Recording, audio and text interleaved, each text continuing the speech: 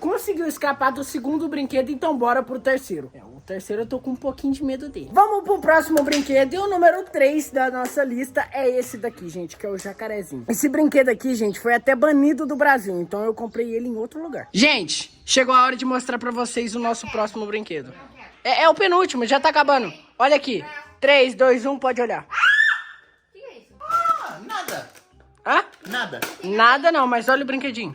Oh, meu Deus! Não, pera aí, Leonardo. O quê? Leonardo, calma aí. O quê? Eu achei que era só um brinquedo normal que tá vazio. Ah. Mas onde é que você conseguiu mais aqui? Hã? Esse brinquedo foi banido do Brasil, Zé. Onde é que você foi pra comprar essa bagaça aqui, Leonardo? Você sabe o tanto de criança que já se machucou com isso aqui? Ô, mano, Tipo assim, só a força desse brinquedo quebrando assim, ó, ele quebra o dedo, tá ligado? Então, eu comprei o extremo desse. O que tem facas na ponta. Ah, legal. Não, eu tenho alergia à faca. Ah, você tem... Não tem, não.